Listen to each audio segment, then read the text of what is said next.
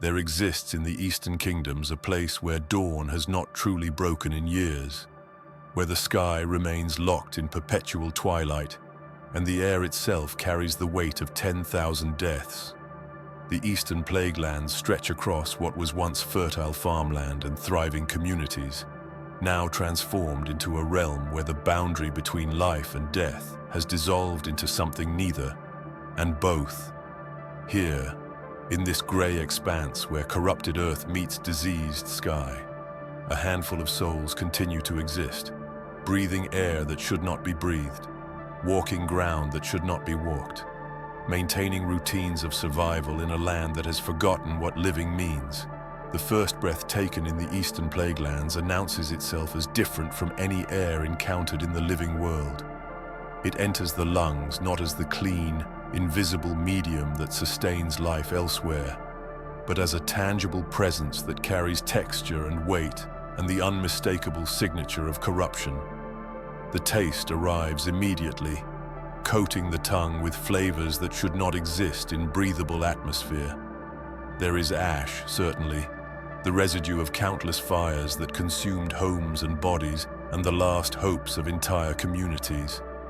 But beneath the ash lies something more insidious, a chemical bitterness that speaks of plague cauldrons bubbling in hidden valleys, releasing their manufactured diseases into winds that carry them across the entire region. The flavor persists even after swallowing, even after drinking water that has been blessed and purified, a constant reminder that this air was never meant to enter human bodies. Those who arrive in the Plaguelands from elsewhere notice the difference within seconds. Travelers from Stormwind or Ironforge, accustomed to the clean mountain air or the salt-touched breezes of coastal cities, find themselves coughing on their first inhalation. Their bodies recognize something fundamentally wrong about this atmosphere, lungs rejecting what has been offered to them. The coughing continues for hours, sometimes days, as respiratory systems attempt to expel the corruption they have accepted. Eventually, the coughing subsides, not because the air has become cleaner, but because the body has surrendered its protests, accepting this new reality with the resignation that characterizes all adaptation to the Plaguelands. For those who remain in the region beyond a few days, permanent changes begin to manifest. A low, persistent cough develops, so constant that residents cease to notice it in themselves and others. It becomes part of the background rhythm of existence, as natural as heartbeat or breathing, though it represents neither health nor normalcy. This cough produces phlegm that ranges from grey to black, the body's desperate attempt to remove particles that have no business existing inside living tissue. Some residents have been coughing for so many years that they can no longer remember what it felt like to take a breath without that familiar scrape in the throat, that tightness in the chest that never quite releases. The visible manifestation of atmospheric corruption hangs perpetually at ground level in certain areas, creating layers of greenish-yellow miasma that pool in valleys and low-lying regions like toxic fog. This mist possesses properties that defy natural explanation, remaining stationary even when wind blows through it, as though it exists slightly apart from the normal physical world. Walking through these pools of concentrated blight creates sensations that extend beyond simple physical discomfort. The skin prickles where the mist touches it, not quite burning but suggesting that burning would be preferable to this cold, clammy sensation that lingers long after emerging into clearer air. Those who lived in these lands before the scourging, who remember when this region bore the name East Weald and boasted some of the most productive farmland in all of Lordaeron, carry memories of air that once smelled of growing things. They remember spring mornings when the scent of apple blossoms drifted from the orchards, summer afternoons when fresh-cut hay filled the atmosphere with its sweet, dusty perfume, autumn evenings when the smoke from harvest fires carried the wholesome aroma of burning chaff and cleared fields. The contrast between memory and present reality creates a grief so profound that some survivors refuse to think about it, pushing those recollections down into darkness where they cannot inflict their particular brand of torture. The psychological weight of knowing that every breath contains traces of the plague affects residents in ways that extend beyond physical health. There exists a constant gnawing awareness that the very act of living requires cooperation with the forces that destroyed this land. Each inhalation brings molecules that may have passed through the bodies of the undead, particles that originated in plague cauldrons designed by the cult of the damned, traces of magic that was never meant to touch the mortal world. Residents carry the corruption inside them, incorporated into their very cells with every breath, becoming vessels for the blight even as they fight against its spread. Long-term inhabitants of the Plaguelands develop a partial tolerance to the atmospheric conditions, their bodies adapting with the same ruthless efficiency that allows humans to survive in any environment, no matter how hostile. They no longer cough as violently as newcomers, no longer taste the bitterness quite so acutely, no longer notice the weight of the air pressing against their skin. But this adaptation comes at a cost that manifests in subtle ways. Their complexions take on a grayish cast that no amount of sunlight can dispel. Their eyes develop a hollowness that speaks of constant exposure to something that drains vitality, even as it permits survival. Yet even with this adaptation, immunity remains forever beyond reach. The plague continues to affect residents, continues to work its slow transformation on biological systems that were never designed to withstand such prolonged assault. The smell of the Plaguelands permeates everything, seeping into clothing and hair and skin until it becomes impossible to wash away. It is the smell of decay, certainly, the sweet, sick odor of organic matter breaking down into its component elements. But layered beneath the decay lies a chemical sharpness that burns the inside of the nose, the acrid signature of substances that should not exist outside of alchemical laboratories or necromantic rituals. There is metal in the smell, copper and iron from blood that has oxidized, on surfaces where it should never have been spilled.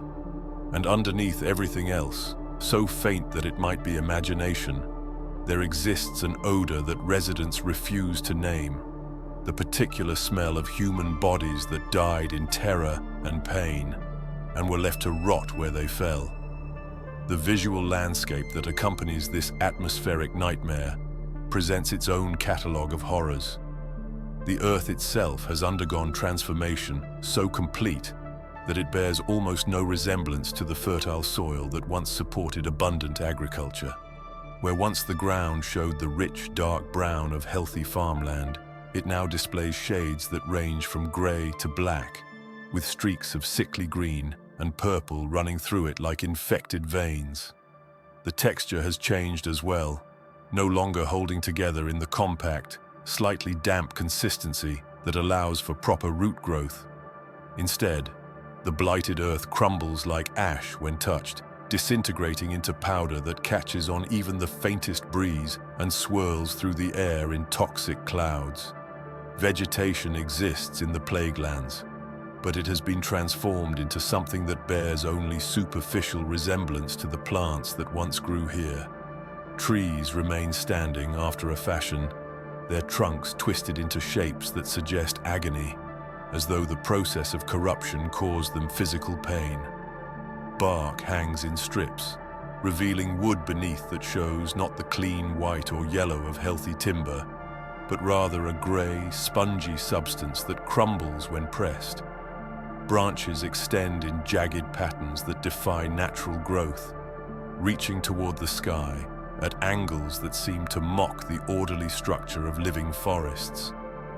The few leaves that cling to these tortured branches display colors that should not exist in nature.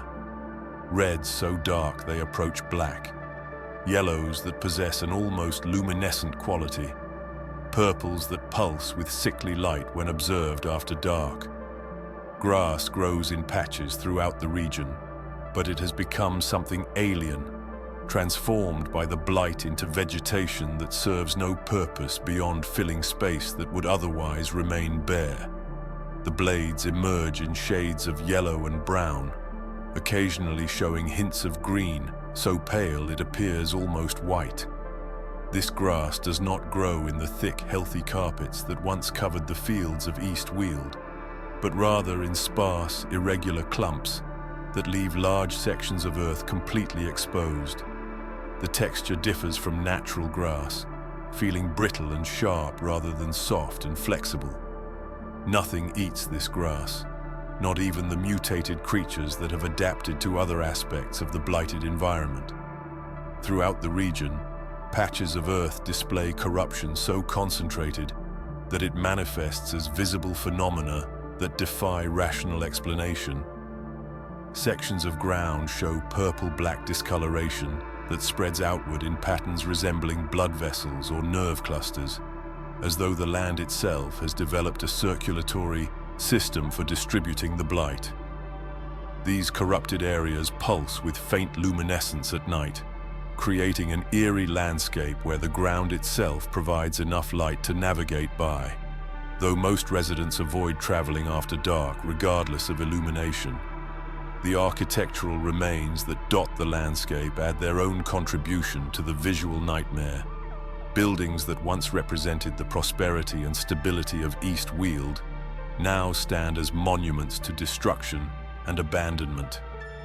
Walls lean at impossible angles, held upright by nothing more than the corruption that has seeped into their stones and mortar. Roofs have collapsed, exposing interiors to the toxic rain that occasionally falls. Windows that survived the initial scourging remain as dark, empty voids that somehow manage to seem more ominous than the destroyed sections of wall surrounding them. These openings serve as portals into darkness that feels deeper than simple absence of light, creating pockets of blackness that remain impenetrable even at noon. Scattered throughout this blighted landscape, bones provide constant visual reminders of the human cost of the scourging. They lie everywhere, so numerous that residents long ago ceased attempting to gather them for proper burial. Human remains mingle with animal bones, creating jumbled collections that tell stories of final moments without requiring words. Skulls stare upward with empty sockets, jaws hanging open in silent screams that will never end. Time and weather have bleached many of these remains white, but others retain colors that speak of more recent death. These bones serve purposes beyond simple horror. Residents use them as landmarks, navigating by reference to particularly distinctive skeletal remains. This navigation by death becomes so routine that it loses its power to disturb, bones transforming into simple features of the landscape. The water sources that persist in the region bear their own evidence of corruption. Rivers and streams continue to flow, but the water they carry shows none of the clarity and freshness of natural waterways. Instead, the liquid appears thick and dark, possessing a viscosity that makes it flow more slowly than pure water should. The surface catches light in strange ways, reflecting colors that do not exist in the surrounding environment. Lakes and ponds fare no better, their surfaces covered with films of scum that range in color from green to brown to a purple so dark it appears almost black. The sky completes the visual nightmare, presenting a ceiling of clouds that appears to have been permanently locked in place above the region. These clouds possess density and color unlike natural cloud formations, hanging low enough that the tallest remaining structures seem to brush against them, maintaining a consistent gray tone that shifts subtly between shades but never breaks into blue or shows the sun except as a diffuse glow that provides dim illumination without warmth or cheer. Dawn and dusk blend together into indistinguishable periods of dim gray light that provide no clear demarcation between day and night. This temporal disorientation compounds the psychological stress of life in the Plaguelands, creating a sense that time itself has become as corrupted as everything else. The soundscape that accompanies these visual horrors provides its own catalogue of disturbances. The overwhelming characteristic of sound in the eastern Plaguelands is silence, a profound absence of the noises that characterize healthy, living environments. There are no birds singing at dawn, no insects buzzing through afternoon heat, no rustle of small animals moving through undergrowth. The wind blows, certainly, but it encounters so little living vegetation that it produces only faint whispers rather than the rich susurration of leaves and grass. This silence presses against the ears like physical weight, creating a constant awareness of absence, a reminder that the sounds which should fill this space have been eliminated along with the creatures that produced them. Into this silence, other sounds intrude with startling clarity.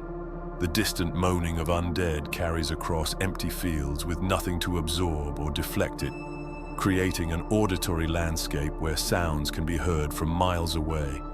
These moans vary in tone and intensity, from low groans that seem to emerge from the earth itself to high, keening wails that suggest consciousness trapped in undead flesh, aware of its condition and unable to escape. The groans continue day and night without pause, creating a background drone that residents claim they eventually stop hearing, though their constant tension and disturbed sleep suggest otherwise. The mechanical sounds of scourge activity provide different but equally unsettling contributions to the soundscape. The grinding of skeletal feet on stone creates a distinctive scraping rhythm that can be heard approaching from considerable distances. Metal armor clanks and rattles on undead warriors who lack the smoothness of movement that living soldiers possess. Abominations produce sounds that combine the wheeze of damaged lungs with the creak of stitched flesh and the scrape of claws on ground, creating an auditory signature so distinctive that residents can identify the presence of these particular undead without needing visual confirmation. Occasionally, other sounds break through the predominant silence. The clash of steel on steel echoes from distant battles between the Scarlet Crusade and Scourge forces, or between Argent Crusaders and the undead they seek to destroy. Magical explosions create sharp cracks that ripple across the landscape, followed by the rumble of collapsing structures or the shriek of magical energy dissipating into air. More disturbing than the sounds of battle are the screams, occasional and terrible, that suggest someone living has encountered the undead and is experiencing their final moments of life. These screams carry distinctive qualities that allow residents to categorize them even from great distances. The absence of familiar sounds creates its own form of torture. No church bells ring to mark the hours or call the faithful to prayer. No market chatter fills town squares where merchants once hawked their wares. No children laugh or play or shout with the uncomplicated joy of youth. No domestic animals low or bark or cluck, their presence eliminated in the early days of the scourging. The Plaguelands has become a world where the sounds that give meaning to human existence have been systematically eliminated, leaving only silence and the groans of the undead and occasional screams to fill the acoustic space. Yet in their desperation to maintain humanity, residents create small sounds of their own, speaking in hushed tones to one another, singing quiet songs to comfort children, or bolster flagging spirits, sometimes even humming old melodies while they work at whatever tasks occupy their days. These quiet human sounds serve purposes beyond simple communication or entertainment. They represent defiance, assertions that humans still exist in this landscape of death, that consciousness and culture and connection persist despite every force arrayed against them. The sounds may be soft, easily drowned out by the moaning of the undead or the grinding of skeletal feet, but they continue nonetheless. Small acts of acoustic resistance in a region where silence and death have claimed dominion over nearly everything else. The question of shelter in the eastern Plaguelands transforms from the simple concern it represents in healthier regions into a complex calculation involving defense, psychology, and the grim reality of making homes in places where terrible deaths occurred. The ruins that dot the landscape, remnants of towns and villages that once housed thriving communities, present themselves as the only available options for those who choose to remain in or cannot escape from this blighted region. Buildings that still possess enough structural integrity to provide protection from weather and undead become prized locations, fought over by various factions and individual survivors, their value determined not by comfort or convenience, but by how effectively they can be defended against the constant threat of attack.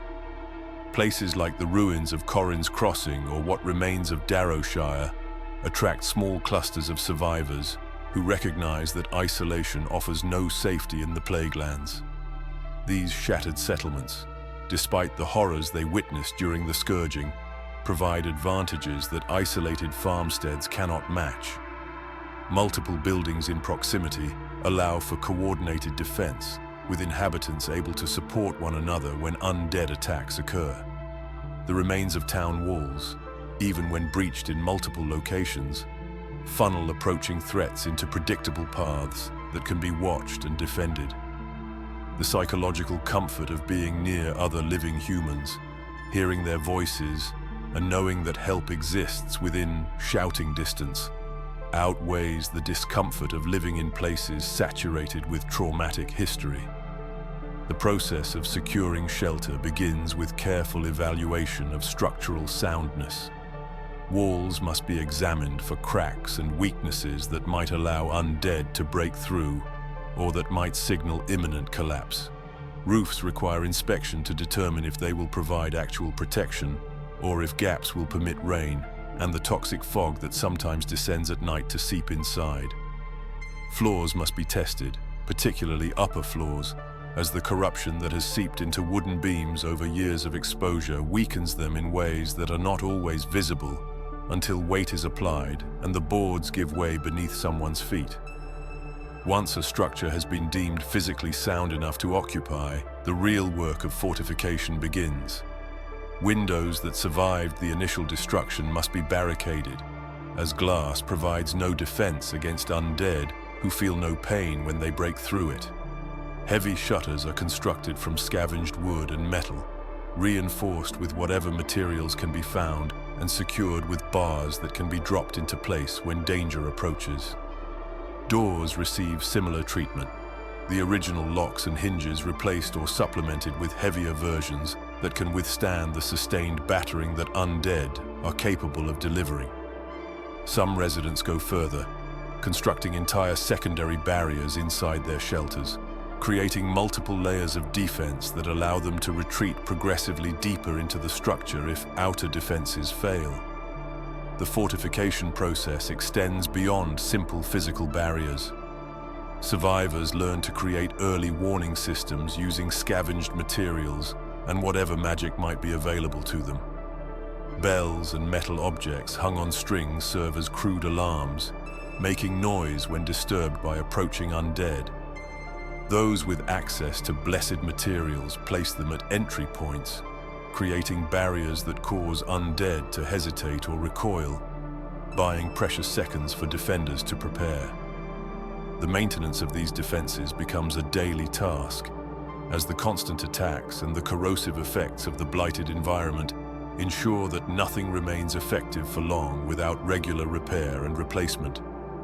Yet the physical security that these fortifications provide comes accompanied by psychological costs that residents struggle to acknowledge even to themselves. Every structure in the eastern Plaguelands bears evidence of the violence that occurred within its walls during the scourging or the conflicts that followed. Bloodstains mark floors and walls with dark patterns that resist all attempts at cleaning, the corruption in the blood itself seeming to bond it permanently to whatever surface it touched. Scorch marks from fires and magical attacks create permanent shadows on stone and wood, visual reminders of desperate final stands. In some buildings, the signs of struggle remain more visceral, with gouges in walls where people clawed in terror, broken furniture that was used as improvised weapons or barricades. Living in these spaces requires a form of psychological compartmentalization that not everyone proves capable of achieving. Residents must sleep in rooms where people died, cook meals in kitchens where families were slaughtered, sit in common areas where neighbors gathered in false hope before being overwhelmed by undead hordes. Some residents report dreams where they experience the deaths that occurred in their shelters, seeing through the eyes of previous occupants as undead, break through doors and windows, feeling phantom sensations of claws and teeth, even as they wake and remind themselves that they remain alive and unharmed. The strategic value of occupying upper floors in multi-story structures provides both practical and psychological advantages. Height offers better visibility for watching approaches, allowing defenders to spot undead at greater distances and prepare accordingly. Upper floors are more difficult for mindless undead to reach, as they struggle with stairs and often lack the coordination to climb effectively. But perhaps most significantly, upper floors offer psychological relief from the oppressive weight of being at ground level, where the sense of being surrounded by death feels most immediate and inescapable. The communal nature of survival in the Plaguelands creates living arrangements that would be considered intolerable under normal circumstances. Privacy becomes a luxury that few can afford, with multiple families or groups of unrelated individuals sharing spaces that were designed for single households. Personal possessions are reduced to what can be carried in a single pack, ready to be grabbed if sudden evacuation becomes necessary. The constant proximity to others creates tensions that occasionally erupt into conflicts that threaten the fragile social bonds holding these communities together. Yet this forced intimacy also creates connections of surprising depth and intensity. Survivors who share shelter develop trust that extends beyond what blood relations or lifelong friendships produce under normal circumstances. They know each other's fears and strengths with the clarity that comes from depending on one another for survival. The peculiar intimacy that develops between people who have defended each other's lives, who have held each other during nightmares, who have shared their last rations when starvation threatened, creates bonds that transcend the ordinary categories of human relationship. The necessity of maintaining constant vigilance means that sleep occurs in shifts, with someone always awake and watching for approaching threats. This rotation of guard duty ensures that no one ever experiences truly restful sleep, as even when off watch, residents remain partially alert, listening for the alarm that signals danger. The exhaustion that accumulates from this perpetual semi-wakefulness becomes a constant companion, dulling reactions and clouding judgment in ways that increase danger even as the watch system is designed to mitigate it. The personal effects of previous occupants remain scattered throughout most shelters, creating uncomfortable reminders of the families and individuals who once called these places home. Family portraits hang on walls or lie shattered on floors, faces staring out with expressions of happiness or pride captured in moments before their world ended. Children's toys gather dust in corners, small wooden horses or rag dolls that were abandoned in panic. Most residents avoid these remnants of former lives, finding the intimacy too painful to bear, but some feel compelled to witness these final testimonies, believing that someone should know and remember what was lost.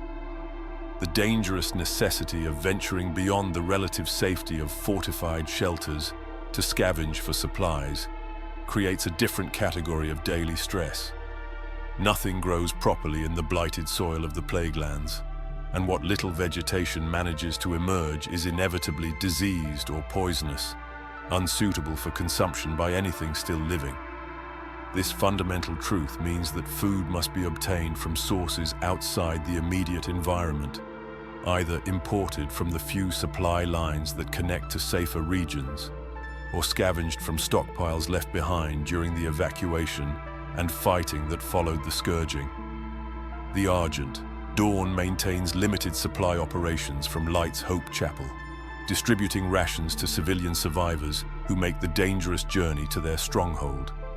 The Scarlet Crusade controls its own supply network centered on Tyre's hand, though their distribution favors those who pledge allegiance to their cause and submit to their increasingly paranoid screening processes.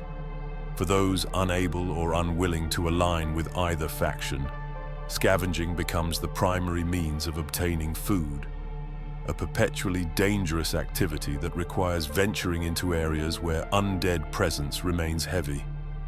Every supply run involves complex risk-reward calculations. Is the rumor of untouched supplies in a particular building worth the risk of traveling through an area known to have heavy undead patrols? Should a scavenger take time to thoroughly search one location or move quickly through multiple sites to reduce exposure to danger? How much can be safely carried back while still maintaining the ability to run or fight if threatened?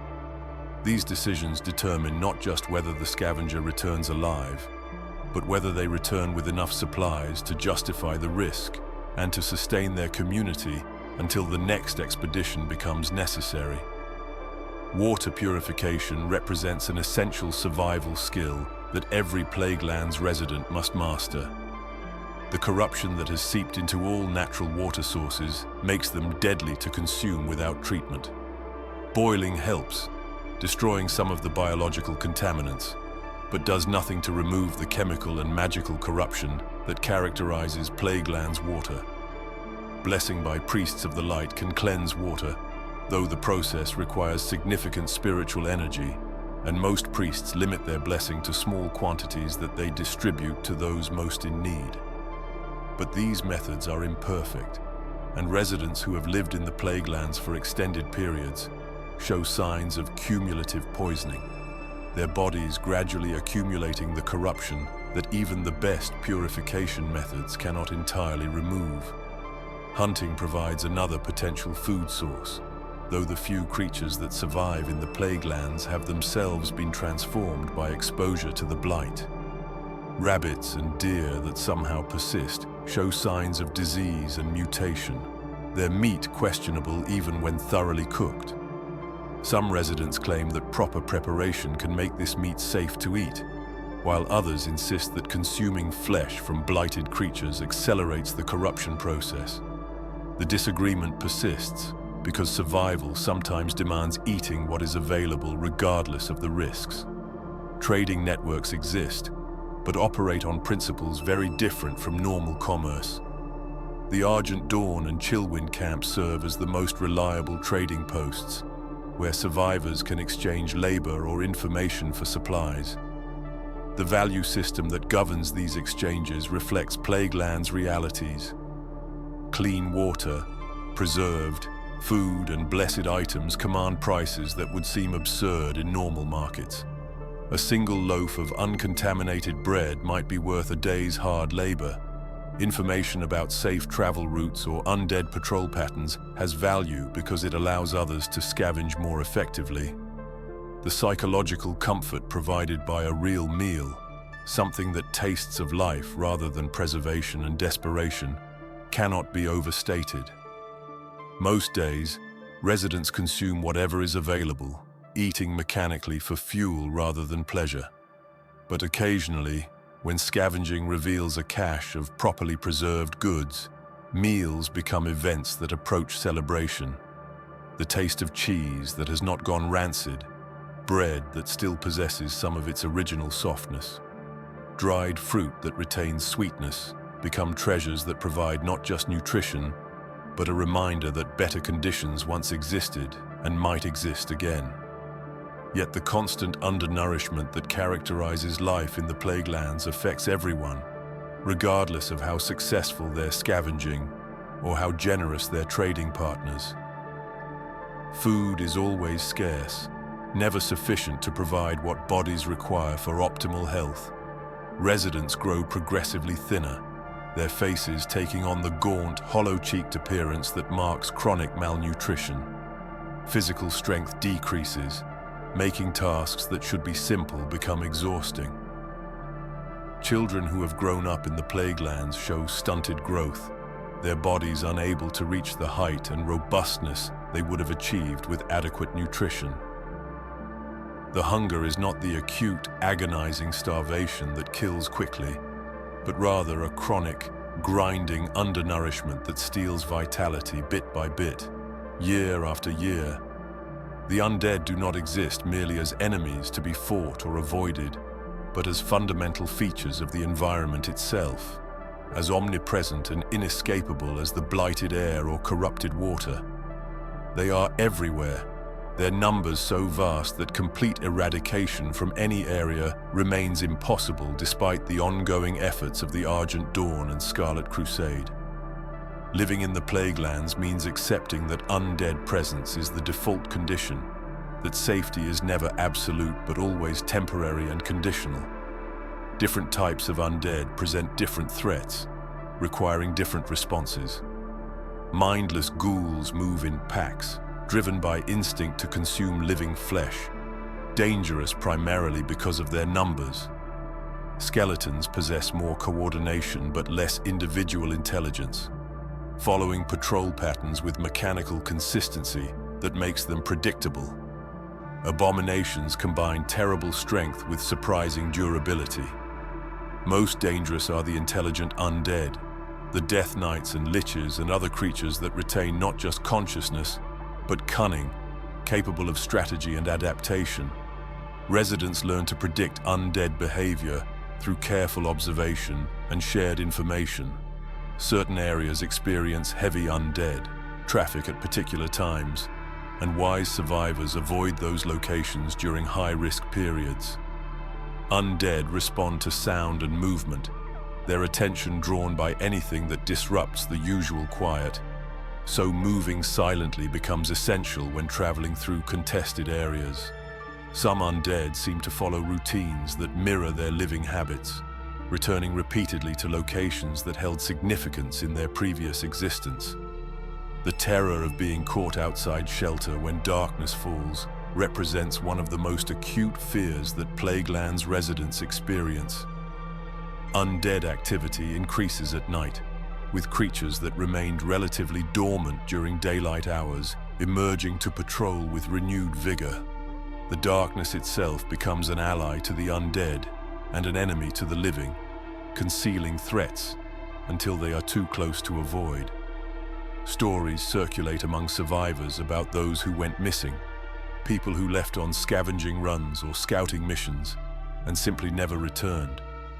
Some of these missing are eventually found as corpses, their bodies showing evidence of the violence that ended their lives.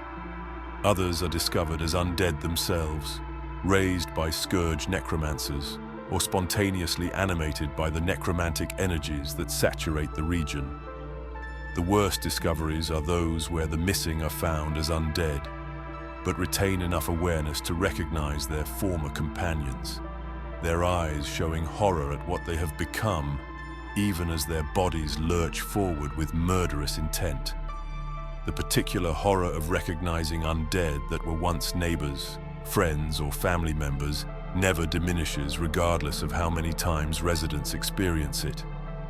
The human mind rebels against the necessity of treating people who were once loved as threats to be destroyed. Some residents cannot overcome this psychological barrier, freezing when confronted with undead they recognize, unable to strike even as the creature attacks.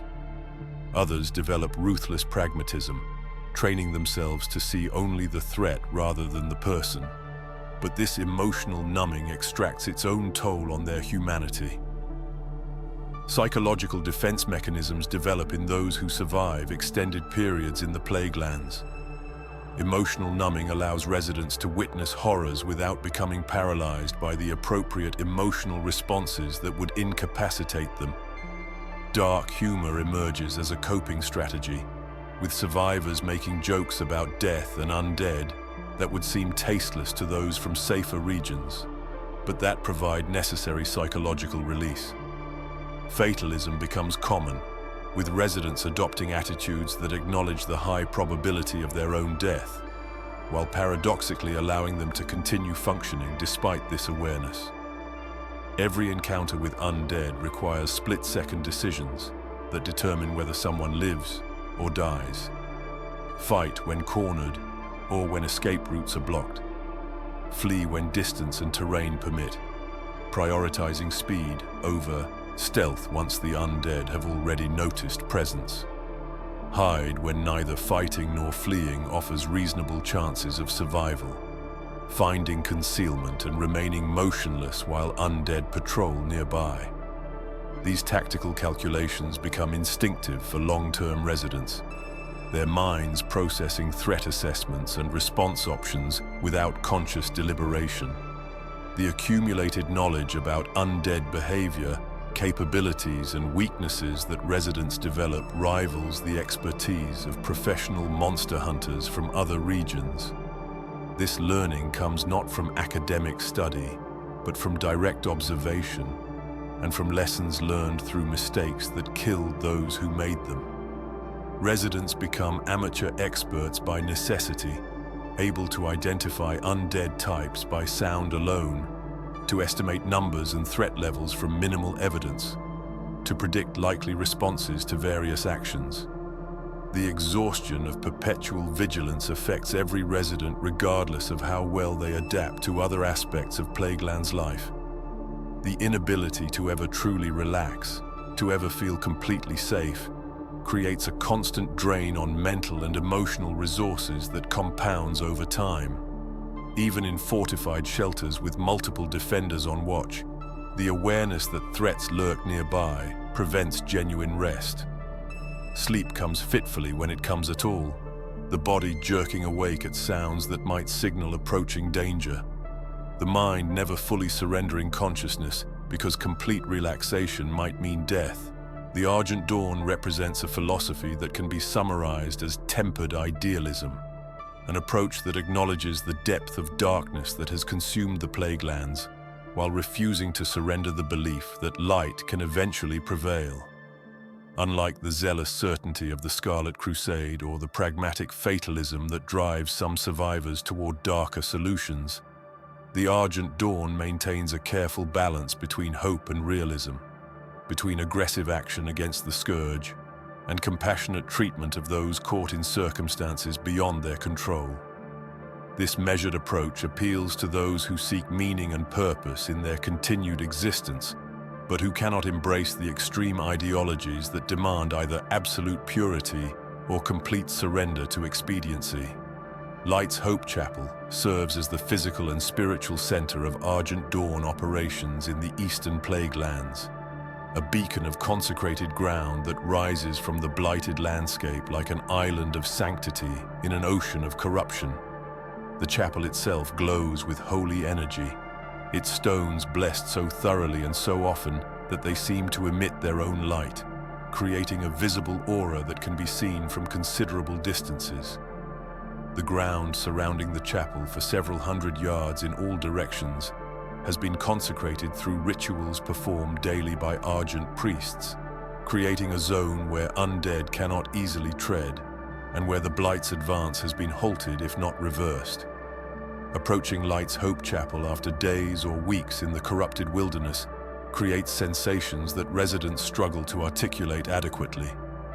The air begins to change while still distant from the chapel, losing some of its oppressive weight, tasting incrementally cleaner with each step closer to consecrated ground. Crossing the boundary into fully consecrated ground produces sensations described variously as a weight lifting from the shoulders, a tightness releasing from the chest, or a fog clearing from the mind. For those who have spent extended periods surrounded by death and corruption, this transition into sacred space can prove so emotionally overwhelming that they find themselves weeping without fully understanding why. The Argent Dawn treats civilian survivors with a combination of compassion and realism that distinguishes their approach from other factions operating in the region. They provide what aid they can, distributing food and clean water, offering medical treatment for injuries and illnesses, blessing items that survivors will carry back into the blighted lands. But they do not make promises they cannot keep or offer false hope about how quickly the Plaguelands might be reclaimed. Their representatives speak frankly about the scope of the challenge, about how many years or even decades might be required to push back the corruption that has taken such deep root. The mission that drives Argent Dawn activity in the Plaguelands focuses on incremental progress, rather than dramatic victories, on reclaiming the land foot by foot, rather than attempting sweeping campaigns that overextend their limited resources. They send patrols into contested areas, clearing out concentrations of undead and performing purification rituals on the ground where battles occur. They establish and maintain safe routes between key locations, allowing civilians to travel with reduced risk. They destroy plague cauldrons when opportunities arise, cutting off sources of continuing corruption. Each of these actions represents a small victory that contributes to the larger goal of eventual restoration. The daily routines of Argent Crusaders combine martial discipline with spiritual devotion in ways that reflect their dual nature as both warriors and priests. Mornings begin with prayers and blessing ceremonies, the gathered Crusaders calling upon the light to strengthen their resolve and guide their actions. Training exercises follow, maintaining combat readiness while also serving as moving meditations that integrate physical and spiritual development. Patrols depart throughout the day, following routes that have been carefully planned to maximize the ground covered while minimizing unnecessary risk. The weariness visible in the eyes of Argent Crusaders speaks to the toll that their mission extracts. They have seen horrors that would break the spirits of those from safer lands, have fought battles where victory means merely surviving rather than achieving any strategic objective, have held dying comrades who sacrificed themselves to protect refugees or to buy time for retreats. Yet despite this accumulated trauma, despite the exhaustion that comes from fighting a war that seems to have no end, they continue. Their commitment stems not from naive optimism, but from the deliberate choice to believe that their efforts matter, that each small victory contributes to eventual triumph, even if they personally will not live to see it. Civilians can contribute to Argent Dawn operations in various ways that do not require combat capability. Gathering intelligence about undead movements and reporting it to Argent commanders helps them plan more effective patrols and avoid ambushes. Supporting logistics by repairing equipment, preparing food, or tending to the injured frees Crusaders to focus on their primary mission. Production of blessed water through prayer and ritual, while requiring spiritual aptitude, does not demand the combat training necessary for frontline service. These contributions allow civilians to feel that they are participating in the fight against the scourge rather than merely surviving as passive victims. The spiritual sustenance that the Argent Dawn provides proves as important as the material aid they distribute. In a region where despair threatens constantly to overwhelm hope, where the evidence of the light's defeat surrounds everyone, the Argent Dawn maintains that faith remains valid and valuable.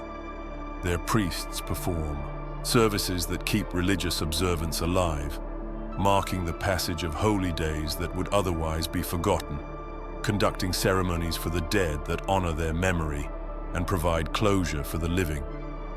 They counsel those whose faith has been shaken by suffering, offering perspectives that acknowledge the validity of doubt while suggesting reasons to continue believing. The Argent Dawn's willingness to work with reformed Death Knights and others who occupy moral gray areas distinguishes them from the Scarlet Crusade's absolutism. They recognize that the world is more complex than simple categories of good and evil permit, that people who have been touched by darkness can still choose to serve the light. This pragmatic flexibility attracts those who value effectiveness over ideological consistency, though it also creates tensions with more traditional elements who view any compromise with corruption as unacceptable. The long-term strategy that guides Argent Dawn operations emphasizes patience and sustainability over dramatic gestures. They aim to build a foundation for eventual victory through slow, methodical work that gradually shifts the balance of power in the region. Each piece of ground consecrated, each plague cauldron destroyed, each group of refugees shepherded to safety represents progress toward that distant goal. They accept that this process will require generations, that many who begin the work will not survive to see its completion, but they maintain faith that the work itself justifies the sacrifice it demands. Some civilians choose to remain in the Plaguelands specifically to support Argent Dawn operations rather than fleeing to safer regions. They make this choice for various reasons, from religious conviction to the desire to participate in meaningful resistance against the forces that destroyed their homes. The Argent Dawn welcomes these volunteers while ensuring they understand the risks, that their decision commits them to a life of hardship and danger with no guarantee of ultimate success. The Scarlet Crusade presents a very different ideological framework, one built on the foundation of absolute purity and the total annihilation of anything touched by undeath. Their philosophy rejects nuance and compromise, dividing the world into categories of pure and corrupted, with no middle ground acknowledged. This certainty provides psychological comfort in an uncertain world, offering clear answers to complex questions, reducing moral ambiguity to simple binaries that require no difficult deliberation. The appeal of such certainty cannot be dismissed, particularly for those who have been traumatized by experiences that shattered their previous understanding of how the world operates. Life in Scarlet-controlled areas like Tyre's Hand operates according to strict militaristic principles that govern every aspect of daily existence. Wake times, meal times, work assignments, all follow schedules designed to maximize efficiency and maintain discipline. Public spaces feature constant displays of scarlet iconography, red banners, and symbols that reinforce ideological messaging. Sermons and indoctrination sessions occur regularly, reinforcing the Crusade's worldview and celebrating its victories while demonizing its enemies.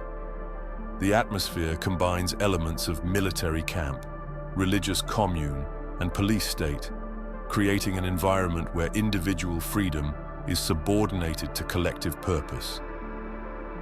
The Scarlet Crusade treats civilians under their protection with attitudes that blend genuine care with controlling suspicion.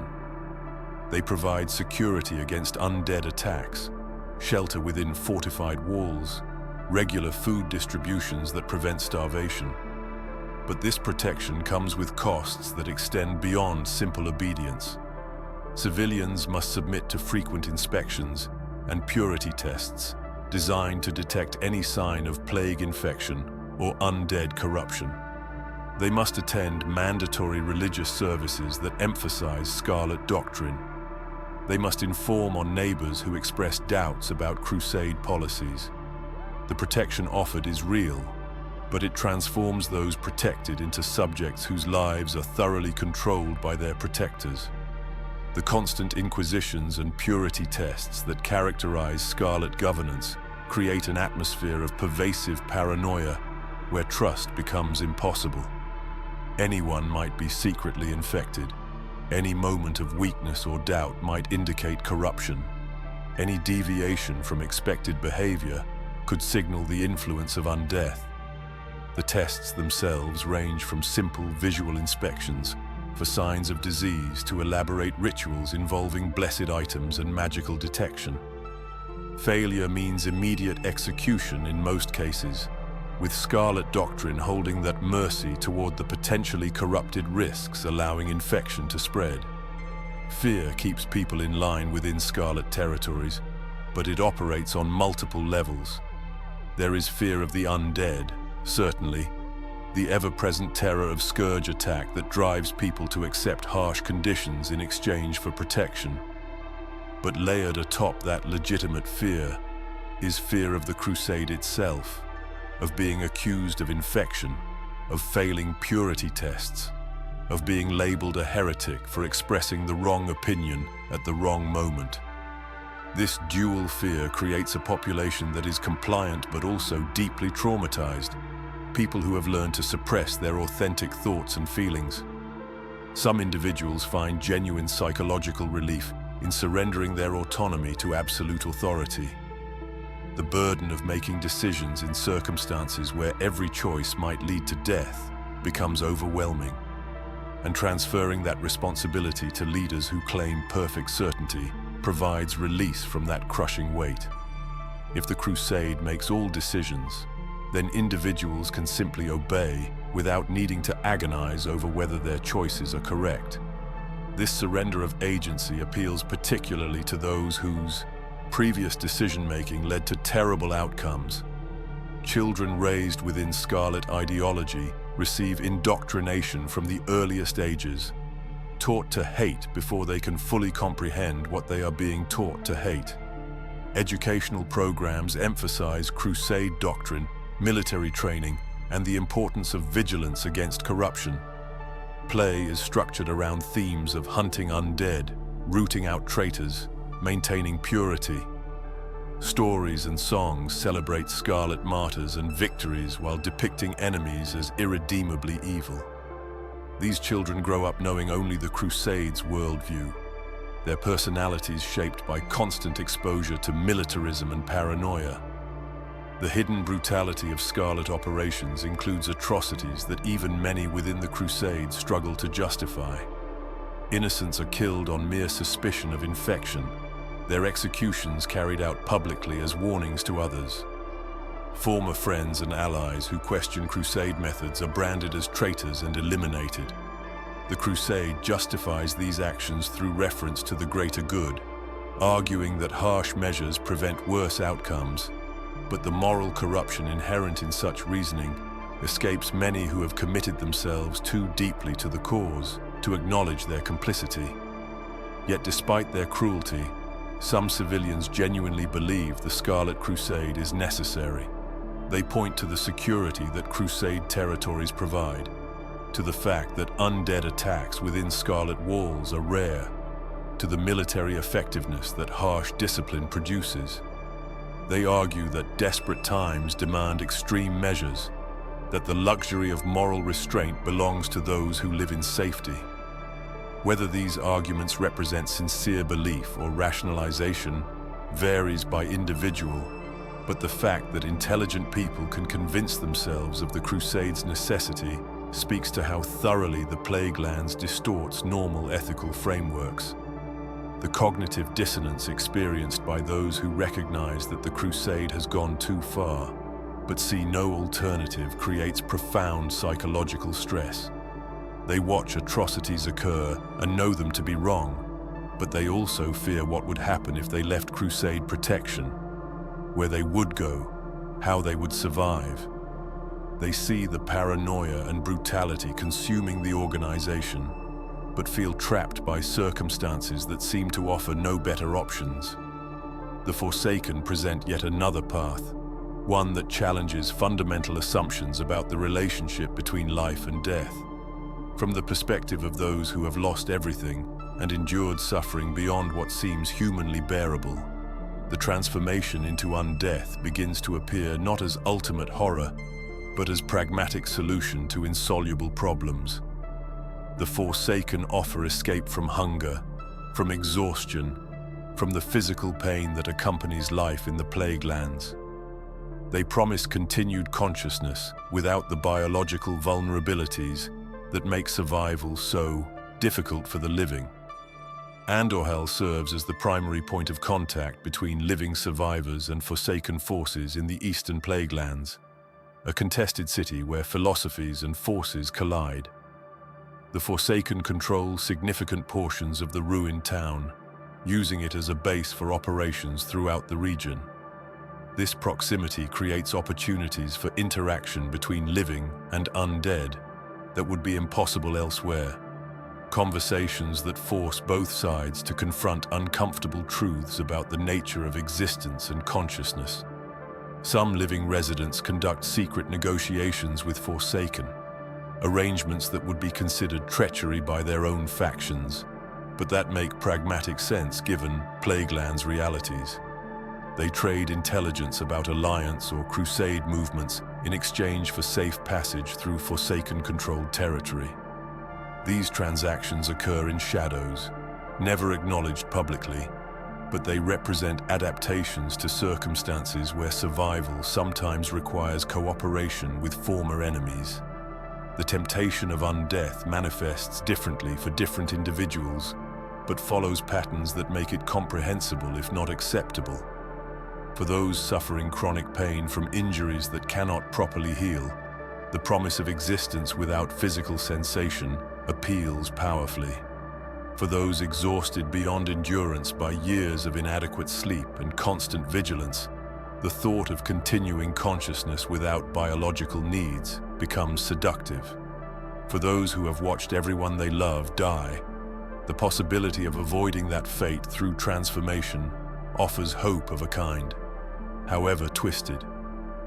Stories circulate about those who chose to become forsaken, rather than continue enduring the suffering that life demands. Some made this choice when faced with terminal plague infection, preferring conscious undeath to mindless ghoul existence. Others reached breaking points where continued living seemed impossible, where death appeared inevitable, and transformation offered an alternative. These stories provoke complicated reactions among survivors, mixing horror at the choice with understanding of the desperation that motivated it. The tragedy of families divided by the living undead boundary cuts deeper than almost any other consequence of the scourging. Parents who became forsaken watch from a distance as their living children grow up without them. Siblings find themselves on opposite sides of a divide that makes normal relationship impossible. Spouses who were separated during the chaos sometimes discover each other years later, one having remained living and one having become forsaken, and must navigate the impossible question of whether any form of relationship can continue across that boundary. Forsaken who retain memories of their living existence experience their own forms of suffering that the living rarely consider. They remember what it felt like to taste food, to feel sunshine warmth, to experience physical affection, but these sensations are forever lost to them. They watch their former homes from outside, permanent exiles despite retaining consciousness and identity. Some Forsaken argue that their suffering exceeds that of the living, precisely because they possess full awareness of what they have lost. The philosophical question of whether undeath with consciousness is better than death or continued corrupted life admits no easy answer. Each option involves losses and costs that make comparison nearly impossible. Death ends suffering, but also ends all possibility. Continued life means ongoing torment with no guarantee of improvement. Undeath preserves consciousness, but transforms the person into something that can never fully reclaim what was lost. The horror of Forsaken methods, particularly their use of plague warfare and Valkyr resurrection rituals, complicates any attempt to view them sympathetically. They create new Forsaken by raising fallen humans without consent, continuing the cycle of transformation that the Scourge began. They deploy plague agents that kill indiscriminately. These actions make it difficult to view the Forsaken as simply victims of circumstance. Yet the appeal persists for some despite everything, driven by exhaustion of suffering so complete that any alternative seems preferable. These are people who have endured beyond what should be humanly possible, who face futures that promise only more of the same. For them, the Forsaken offer not an ideal solution, but simply a different one, an escape from the particular forms of suffering that life demands. The moral complexity surrounding the Forsaken challenges simple judgments. Not all Forsaken are evil, though their faction pursues policies that cause great harm. Not all chose their transformation. Not all embrace their undead nature. Not all seek to harm the living, though their existence creates inevitable tensions. Understanding this complexity does not require approval of Forsaken methods. but it does demand acknowledgement that circumstances in the Plaguelands have created moral situations that defy the ethical frameworks developed in more normal environments. Living among the ruins of former existence creates psychological burdens that manifest in ways both obvious and subtle, transforming how survivors relate to their environment and to their own memories. Every street corner in the eastern Plaguelands holds memories for those who lived here before the scourging, creating a landscape where the past and present exist simultaneously, where walking from one building to another means traversing not just physical distance, but temporal displacement between what was and what is. The house where a wedding celebration occurred now stands as a burned shell. The field where children played during summer evenings now grows nothing but diseased grass and bones. The marketplace where merchants sold their goods now serves as mass grave, its cobblestones stained with blood that will never wash away. The ghost of normalcy haunts survivors with particular intensity during moments when some detail triggers memories of how life once unfolded in these spaces. The smell of bread baking, if some survivor has managed to produce a decent loaf, instantly recalls mornings when that aroma filled entire towns. The sound of laughter, rare but occasionally heard when momentary safety permits some release of tension, echoes with memories of festivals and gatherings where joy was common rather than exceptional. These sensory triggers create temporal dislocations, where for brief moments residents exist simultaneously in past and present, remembering harvest festivals while standing in blighted fields, recalling wedding celebrations while sheltering in ruins. Survivors torture themselves with scenarios that begin with the words, "if only," constructing alternate histories where different choices or different timing might have prevented the catastrophe that consumed their world. If only they had recognized the danger earlier and fled before the scourging began. If only they had fought harder or run faster during the chaos. If only they had convinced loved ones to leave when there was still time. These imagined alternatives provide no comfort, serving instead to compound grief with guilt, transforming loss into something that feels like personal failure, even though the forces that destroyed the Plaguelands operated on scales far beyond individual influence. Those who survived the culling carry particularly heavy trauma, having witnessed Prince Arthur systematically slaughtering the population of Stratholme in his attempt to prevent the plague's spread. They watched a Prince of Lordaeron, a paladin of the Silver Hand, cut down his own people with mechanical efficiency, showing no mercy to pleas or protests. For those who survived by hiding or fleeing, the memory of that day remains vivid in ways that more recent horrors cannot match. The culling represented the moment when the old world died completely, when the certainty that authority figures would protect rather than destroy them shattered beyond repair.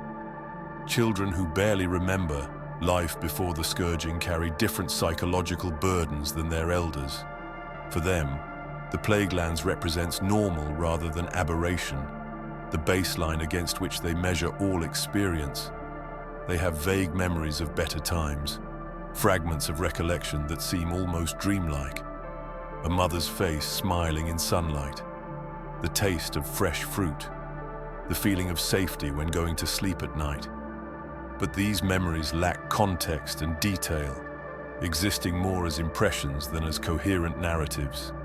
The Plaguelands is their world, its horrors their everyday experience, its privations the only life they have truly known. Elderly residents who remember Eastwield's beauty carry that lost world inside them like precious cargo that must be protected at all costs. They can describe in detail how the fields looked during harvest season, the specific shade of gold that wheat took on when ready for cutting, the patterns that wind created moving through grain.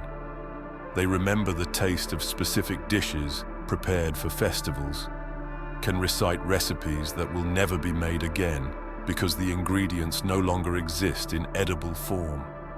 They know the names of families who lived in houses now reduced to rubble, maintain in their memories the entire social structure of communities that have been erased from physical existence. The paradox of hope through memory manifests in how remembering better times simultaneously sustains residents and torments them. Memories of how life should be provide psychological anchors, reminders that the current horror represents deviation from normal human existence rather than inevitable condition. But these same memories create constant comparison between past and present that makes present suffering more acute. Every meal eaten in the Plaguelands tastes worse when compared to remembered feasts. Every moment of fear feels more terrible when contrasted with remembered security. The memories that keep hope alive also make present existence nearly unbearable. Some residents deliberately attempt to forget, suppressing memories of better times because those recollections have become too painful to maintain. They refuse to discuss the past, cutting off conversations that veer toward reminiscence, training themselves to focus entirely on immediate survival without reference to how things used to be. This strategy provides short-term psychological relief, reducing the constant pain of comparison, but it comes with costs that extend beyond individual experience. When people stop remembering, they accelerate the process by which the Plaguelands erases the history that preceded it. The communal act of remembering, where survivors gather to share stories of the dead and of the world that died with them, serves crucial psychological and cultural functions.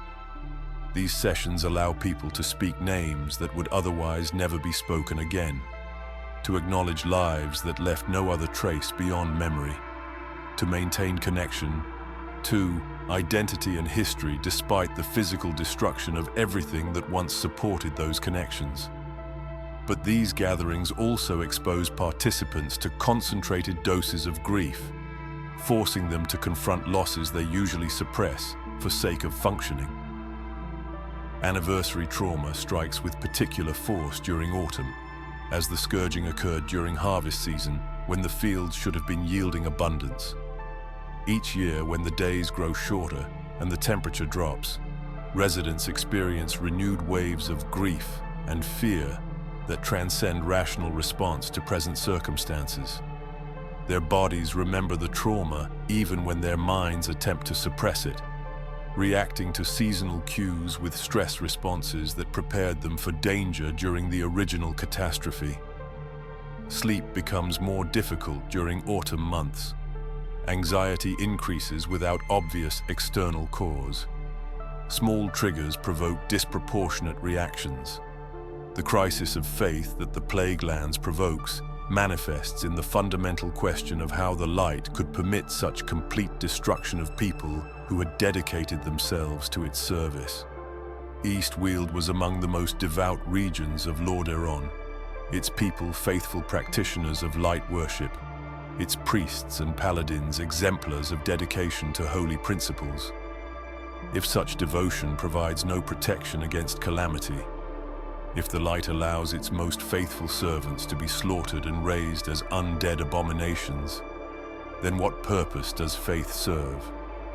This question torments believers in ways that atheists cannot fully comprehend, as it strikes at the foundation of meaning-making systems that previously provided comfort and guidance. Light's Hope Chapel serves as the physical manifestation of this theological struggle, a place where faith persists despite overwhelming evidence that might justify its abandonment. The chapel's consecrated ground provides tangible proof that the light has not entirely forsaken the region, that holy power can still function here even in the heart of corruption. Yet this very fact creates theological puzzles that priests struggle to address satisfactorily. If the light can protect this ground, why not other ground? If it can shield this chapel, why did it not shield Stratholme or Darrowshire? Some residents find their faith growing stronger through adversity, interpreting their survival as evidence of divine favor and their suffering as test or purification. They develop theology that explains catastrophe as part of larger divine plan. arguing that human understanding cannot encompass the light's purposes. Their prayers become more intense, their devotional practices more rigorous, their certainty about the light's ultimate goodness more absolute precisely because it has been challenged so severely. This strengthened faith provides them with psychological resources that sustain them through circumstances that break others. Others lose faith entirely, concluding that no benevolent divine power would permit the horrors they have witnessed and experienced. They continue to participate in religious observances when socially necessary, going through familiar motions without belief, saying prayers that have become empty recitations rather than communications with the divine. Their loss of faith creates voids where certainty once existed, leaving them without the meaning-making frameworks that previously helped them process suffering and find purpose in hardship. The evolution of worship in the Plaguelands reflects adaptations to circumstances that traditional liturgy never anticipated. Prayers become more desperate, more specific, more personal, abandoning formal language for direct pleas that express immediate needs without theological sophistication. Residents pray for things they once took for granted, asking for clean water, for safety through the night, for the strength to continue one more day.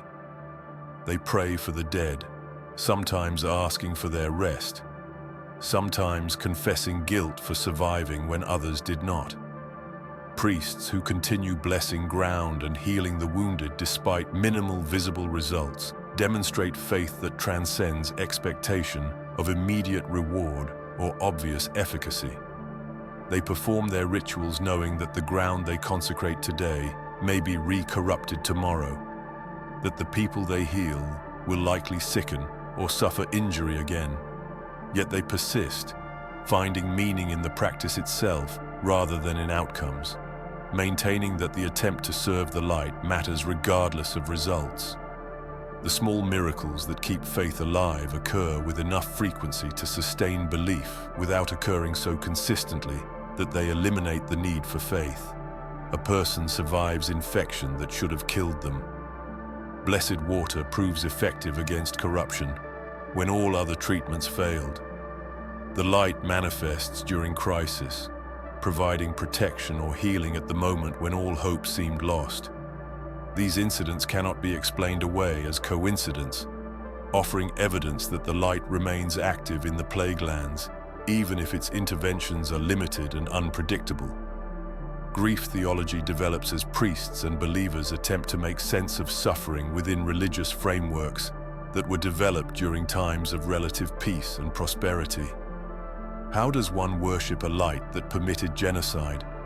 What prayers are appropriate for people living in ongoing catastrophe?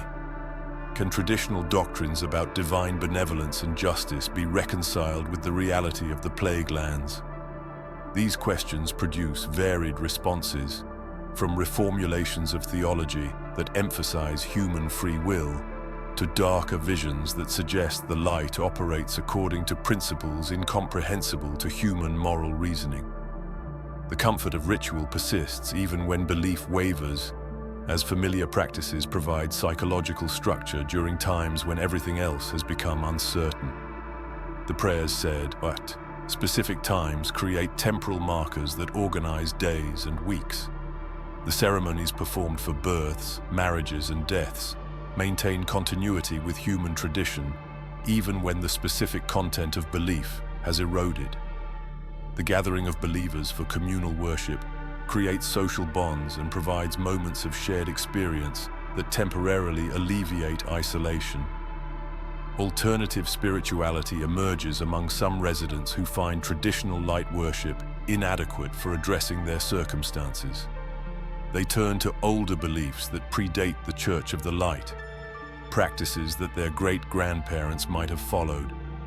They develop nature worship that seeks connection with the land itself despite its corruption.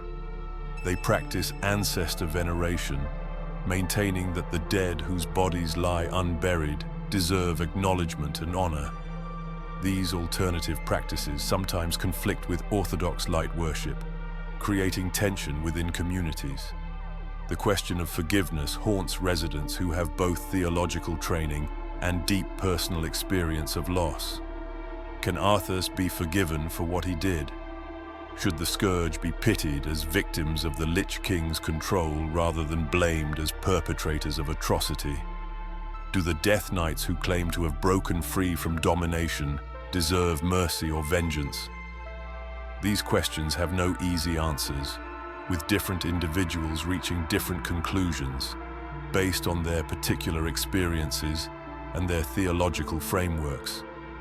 Shared trauma creates bonds between survivors that exceed in depth and intensity the connections that form under normal circumstances. The relationships forged in the Plaguelands carry weight that comes from mutual dependence under life-threatening conditions, from having witnessed each other's moments of weakness and strength, from knowing that survival depended on choices to trust and support one another.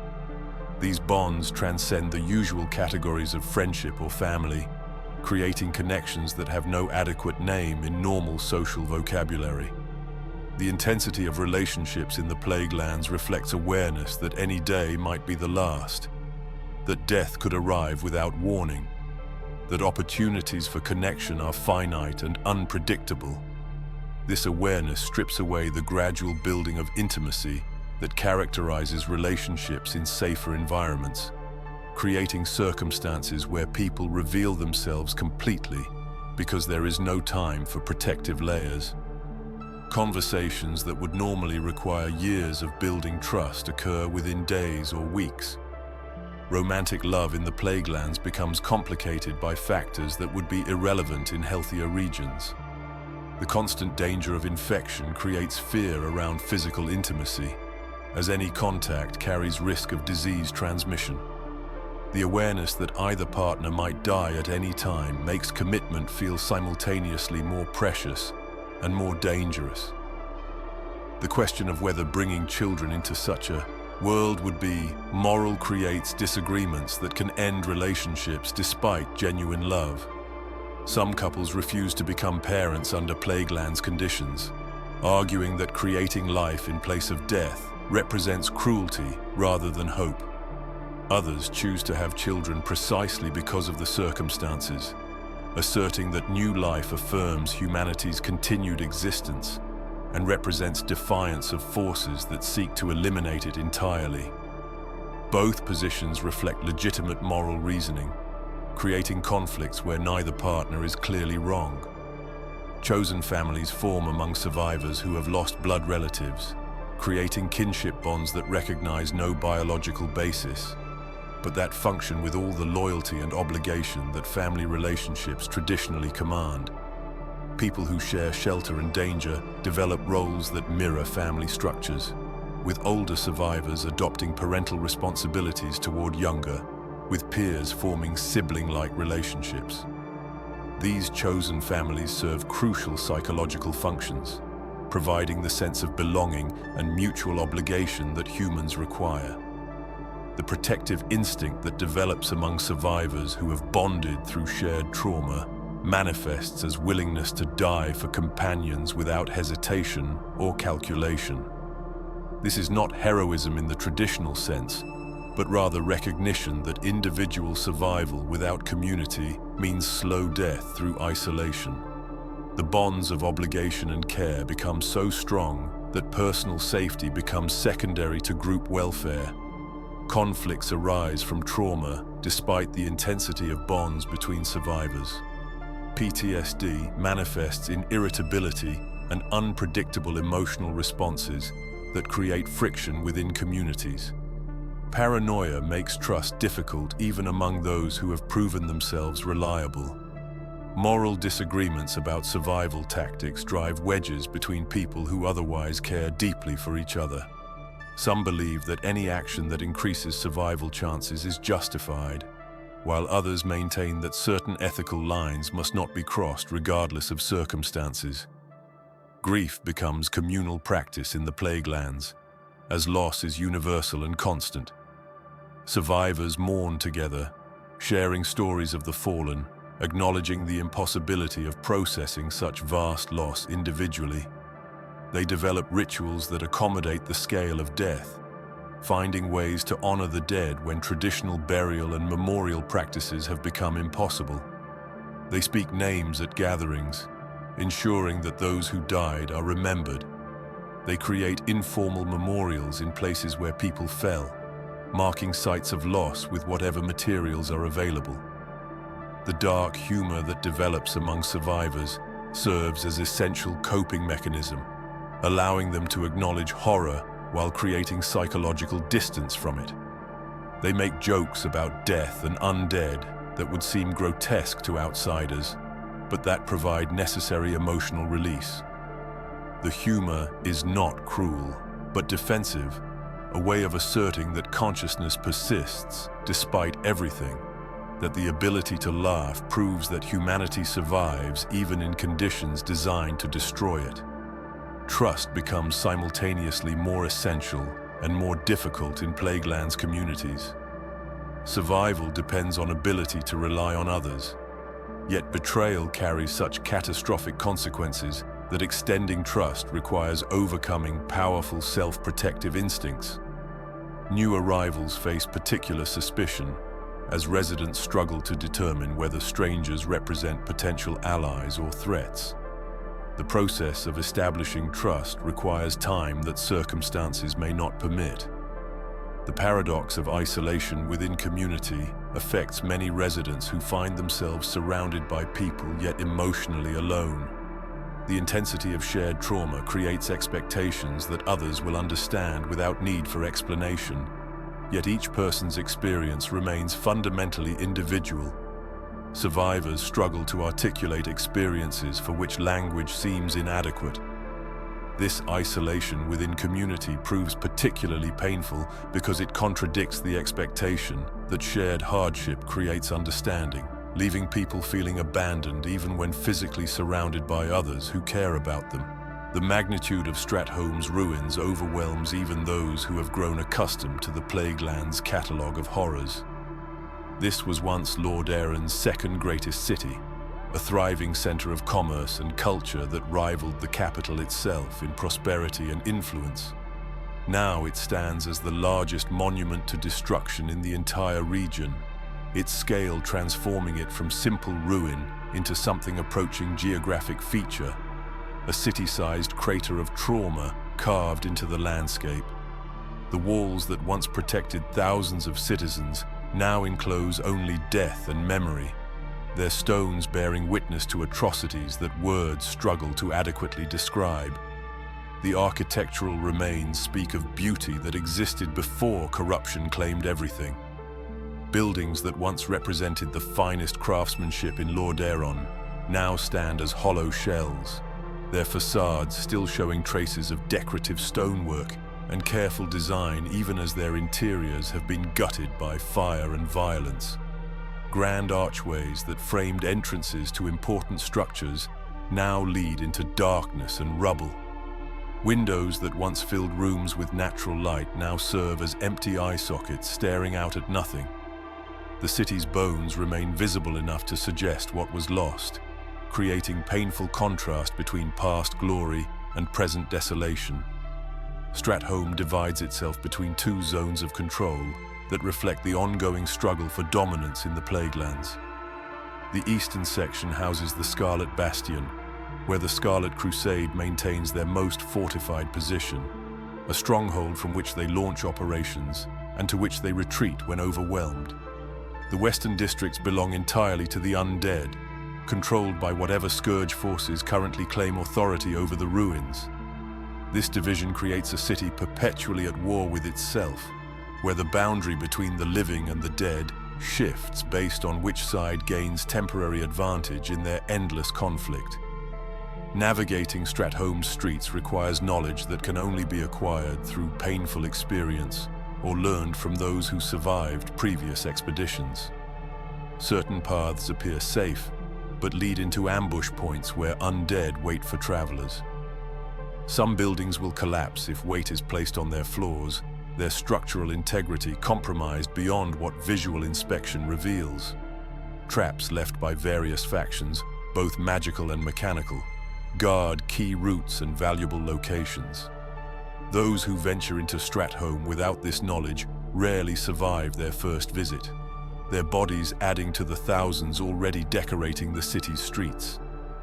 The marketplace square, once the commercial heart where merchants from across Lord Aeron displayed their goods, now serves as mass grave containing bones piled so high they create hills of skeletal remains. This was where many citizens gathered when the culling began, hoping that numbers would provide safety or that Prince Arthas would show mercy. Neither hope proved valid. The square became killing ground where hundreds died within hours, their bodies left where they fell because no one remained alive to provide proper burial. The stench of concentrated decay lingers even years later, a smell so powerful it can be detected from blocks away. Baron Rivendare commands the undead portions of Stratholme, orchestrating scourge operations from within the city's western reaches. His presence transforms the ruins from simple haunt of mindless undead into actively hostile territory where intelligent planning guides enemy movements. Patrols follow routes designed to maximize coverage while minimizing vulnerability. Defenses are maintained and improved. Strategies adapt to counter-tactics that prove effective against scourge forces. This intelligence makes Stratholme far more dangerous than ruins occupied only by shambling ghouls and skeletal warriors.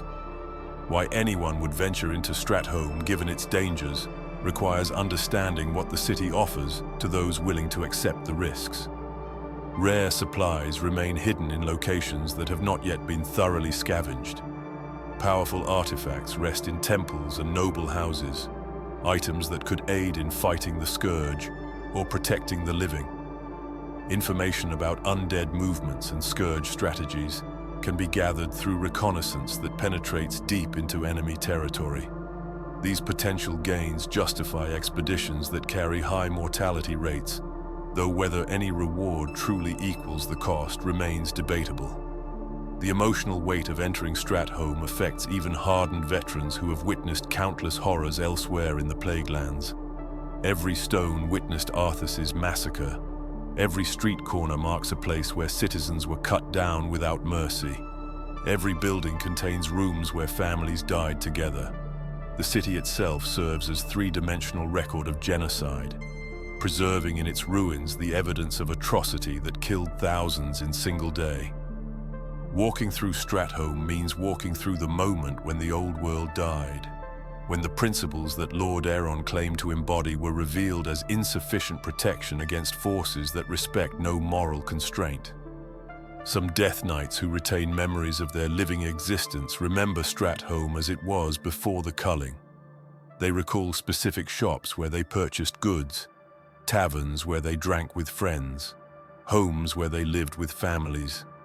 These memories create particular agony for undead who retain consciousness, forcing them to exist in ruins of their former lives, unable to reclaim what was lost, but unable to forget it either. Their presence in Stratholme adds another layer of tragedy to the city's accumulated suffering. Darrowshire represents tragedy of different scale but equal intensity, a small town that refused to forget its trauma. Unlike Stratholme's overwhelming magnitude, Darrowshire's destruction feels intimate and personal, a place where individual deaths can still be counted and mourned rather than lost in statistical enormity. The battle that destroyed Darrowshire saw Horgus the Ravager leading scourge forces against desperate defenders who knew they could not win, but chose to fight regardless. The combat lasted hours, giving citizens time to experience their doom fully before it consumed them. The land around Darrowshire seems to remember what happened there, the earth itself retaining imprint of violence that unfolded upon it. On certain nights, residents claim to hear phantom sounds of battle echoing across the fields, the clash of weapons and cries of combatants replaying endlessly.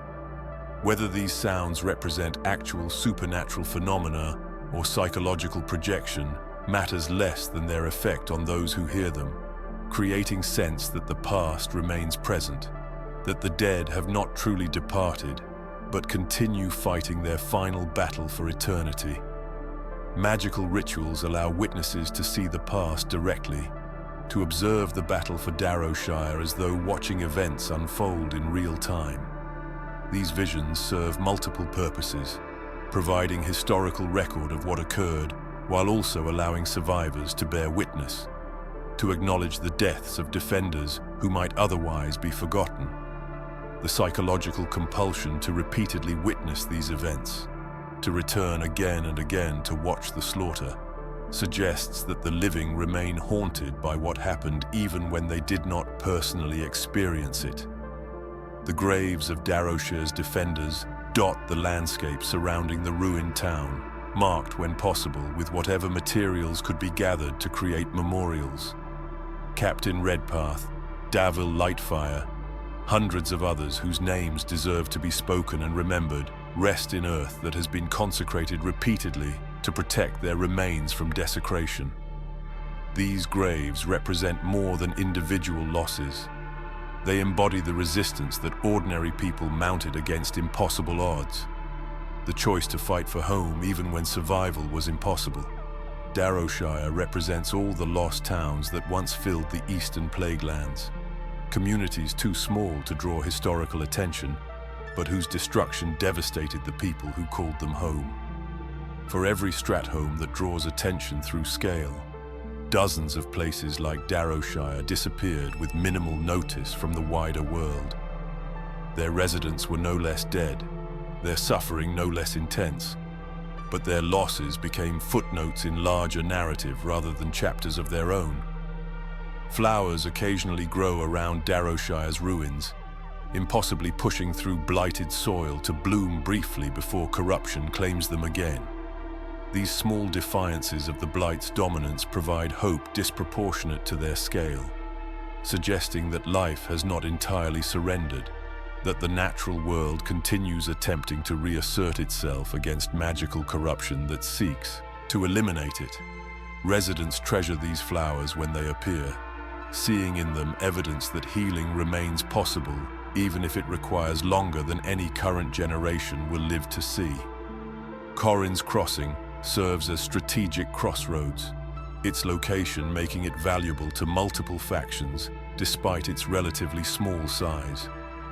The undead maintain presence there to control movement along key routes. The Argent Dawn and Scarlet Crusade both seek to claim it for similar reasons.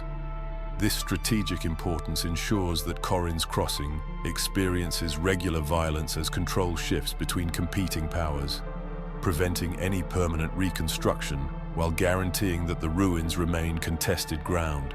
The mill that once ground grain for the region now houses only ghosts and memories, its great wheel frozen in place, its machinery corroded beyond function. Workers who died there during the scourging are said to haunt its interior, their spirits unable to rest or unwilling to abandon the workplace where they spent their lives. Whether these tales reflect actual supernatural activity or serve as metaphor for grief and memory, they ensure that the mill remains avoided except when absolute necessity demands entry. Fungal Vale demonstrates how blight transforms landscape into something alien and hostile. Mushroom forests grow there, toxic fungi that thrive in corrupted soil and release spores that induce illness and hallucination in those who breathe them. The Vale represents evolution of corruption, showing how the Plaguelands does not simply kill, but creates new forms of hostile existence that perpetuate the region's uninhabitability. Smaller settlements whose names appear on old maps exist now only as foundations and scattered stones, their complete erasure making them archaeological sites rather than ruins. These forgotten places represent losses that even survivors struggle to remember clearly, communities that have been so thoroughly destroyed that their very existence fades from collective memory. The grief for these places feels different from grief for major cities, quieter but no less real, mourning for things that will leave no trace once current generations die. Light's Hope Chapel stands as beacon in the most literal sense, its stones glowing with holy energy that creates visible illumination cutting through the Plaguelands' perpetual gloom. This glow serves practical purposes, guiding travelers towards safety and marking the location of consecrated ground where undead cannot easily tread. But it also serves symbolic function, announcing that the light has not abandoned this region, that holy power persists despite overwhelming evidence of darkness. The chapel's very existence constitutes defiance, proof that corruption's victory remains incomplete. The 1,000 graves surrounding Light's Hope Chapel contain the remains of fallen champions whose bodies were recovered and brought here for burial in consecrated earth. These graves represent success against scourge necromancy, preventing the dead from being raised to serve their enemies. The protected earth where heroes rest serves purposes beyond simple burial, creating zone of sanctity that extends outward from accumulated holiness of so many faithful dead resting in blessed ground. Sunrise viewed from the chapel steps provides brief moments when the sky turns golden, when the perpetual grey breaks just enough to allow colour through. These moments last only minutes before clouds close again, and the familiar twilight reasserts itself.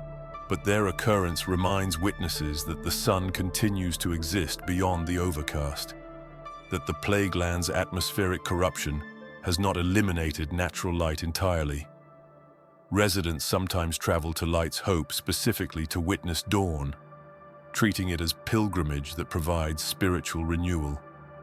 The bell in Light's Hope Chapel's tower continues to ring, marking hours and calling the faithful to prayer with sounds that carry across the blighted landscape. This bell's voice serves as temporal anchor, providing structure to days that otherwise blur together in undifferentiated grey. Its ringing marks prayer hours, meal times, shifts for those keeping watch, creating rhythmic framework that organizes communal life. The fact that the bell still rings represents human determination to maintain order and routine despite circumstances that seek to eliminate both.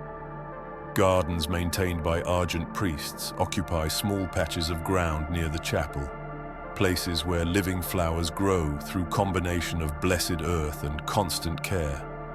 These gardens require immense effort to maintain, as the corruption constantly attempts to infiltrate even consecrated soil. But the priests persist in their cultivation, arguing that growing living things in place of death serves purposes both practical and spiritual, providing food while also demonstrating that life can be sustained here with sufficient dedication. The psychological effect of entering Light's Hope Chapel's consecrated ground manifests as physical sensation, tension releasing from shoulders, breath coming easier, a sense of weight lifting that makes movement feel less effortful. This effect results partly from actual reduction in atmospheric corruption within the blessed zone, and partly from psychological relief at reaching safety. The combination creates experience that residents describe as transformative, brief respite from constant stress that allows them to remember what normal existence feels like. Pilgrims arrive at Light's Hope seeking various forms of aid. Some come for physical healing, hoping that Argent priests can cure illnesses or treat injuries that have resisted all other intervention. Others seek spiritual guidance, questions about faith and purpose that arise from living in conditions that challenge every previously held belief. Still others come simply for the experience of being in consecrated space, for brief moments of peace that sustained existence in the Plaguelands makes impossible elsewhere. The chapel welcomes all who arrive in genuine need, turning away only those whose presence would threaten the safety of others sheltering there. Acts of unexpected kindness occur throughout the Plaguelands, despite conditions that might justify complete selfishness. Strangers share scarce food without expectation of repayment, recognizing that today's generosity might be returned tomorrow when circumstances reverse. Warriors risk their lives to save people they have never met, responding to cries for help despite the danger involvement creates. An Argent healer treats everyone who comes seeking aid regardless of faction affiliation, maintaining that suffering transcends politics and that healing serves the light rather than any temporal authority. Children playing in brief moments of safety demonstrate resilience of young spirits that have not yet learned to surrender to despair. They create games from whatever materials are available, finding joy in simple activities that adults have forgotten how to enjoy. Their laughter provides psychological sustenance to adults who witness it, reminding them what they fight to preserve and what humanity looks like when not crushed by constant fear. A merchant in one of the survivor communities charges fair prices when exploitation would be easy and profitable, maintaining ethical standards despite circumstances that would justify abandoning them.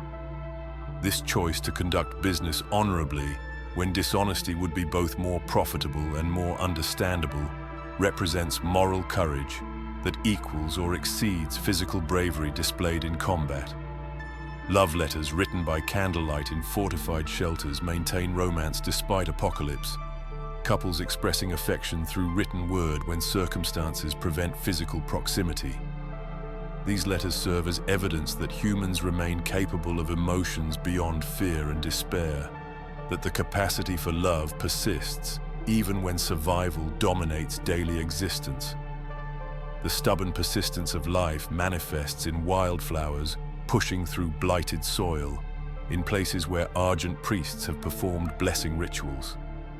These flowers should not be able to grow here, the soil too corrupted to support any form of natural life. Yet they emerge regardless, blooms of color against gray background, living defiance of corruption's dominance. Their presence proves that the blight can be pushed back, that consecration and care can restore what was destroyed. Birds return to areas where the Argent Dawn has successfully cleansed blight, their songs marking these locations as different from surrounding devastation. For residents who have lived years without hearing birdsong, these sounds represent miracles more powerful than any magical display, evidence that the natural world has not entirely abandoned the Plaguelands and might someday return in full. The island fortress of Darrow houses Scholomance, an academy of necromancy that corrupts even from distance. Residents living near the island report constant unease, nightmares whose content they cannot quite remember upon waking, sense that something watches them from across the water. This psychic weight emanating from the school affects everyone within certain radius, creating an invisible zone of corruption that influences minds in ways both subtle and profound. The Barov family's betrayal represents aristocratic choice to pursue power through darkness.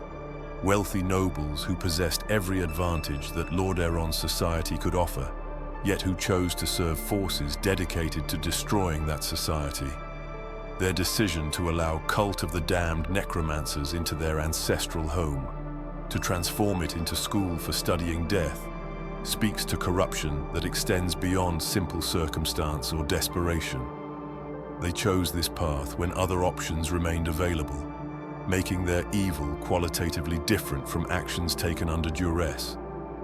Those captured by Scholomance face fates that make quick death seem preferable. They become subjects for necromantic experiments, their bodies and souls manipulated in pursuit of knowledge about undeath's mechanisms. Some are raised as undead while remaining partially conscious, forced to experience their own transformation and subsequent existence as abominations. Others are tortured to determine how much suffering bodies can endure before death occurs, and whether that threshold changes when magical intervention is applied. The cruelty serves both practical purpose in advancing necromantic understanding and recreational purpose for practitioners who have abandoned normal human ethics.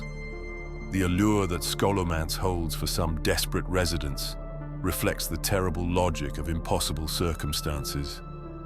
They reason that if necromancy cannot be defeated through conventional means, perhaps understanding it from within, might provide insights that enable resistance.